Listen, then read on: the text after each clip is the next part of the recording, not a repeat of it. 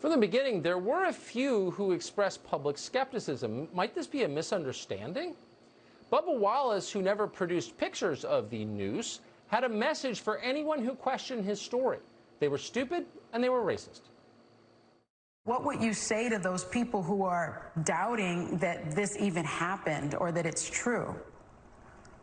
Yeah, just like Steve Phelps said, it offends me that people would go to those measures. But again, I'm not shocked. It's simple-minded people like that, the ones that are afraid of change. They use everything in their power to defend what they stand up for, and instead of trying to listen and understand. Well, the FBI bought the story completely. They've done nothing to arrest the people who are burning police stations or tearing down monuments of George Washington. But the FBI sent 15 agents to Alabama to investigate the noose.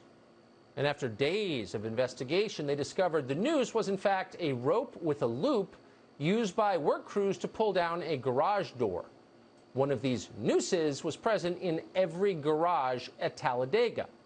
Once again, authorities rushed in to believe an absurd story because it could be used to advance a political agenda. Horace Cooper is author of the book, How Trump is Making Black America Great Again, and he joins us tonight. Horace Cooper, thanks so much for coming on.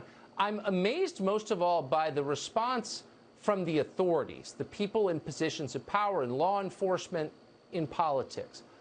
Why did they react as they did? We're all under this grand delusion that racism is running rampant in America. When I was just a little kid, my grandmother told me the story about the emperor that had no clothes. You may remember this story.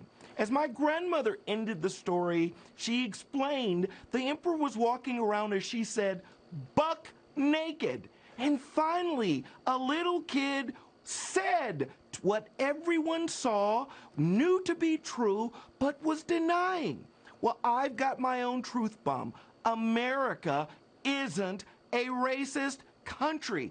In fact, racism is so hard to find, you have to create these circumstances in order to find one. You remember that guy in Chicago? He had to hire foreigners to do the racism that America just won't do. We covered the Jussie Smollett story for a month, and I never used that line. I wish I'd. That's so good. But why? And I think you're absolutely right. And I think most Americans, no matter who they vote for, understand really that you're telling the truth. So the question is, why do they keep telling us this if it's not true? What's the point? Well, part of the problem is it feeds a narrative that some people who sustain themselves politically, it feeds a narrative that they are empowered by solving. We come to rescue you from the big boogeyman racist. I've got another truth bomb. Whether you're black, white, brown, gay, straight, male, female, all Americans occasionally find they have struggles and setbacks. But because of this narrative, only a few groups are allowed to experience their struggles and their setbacks and their difficulties.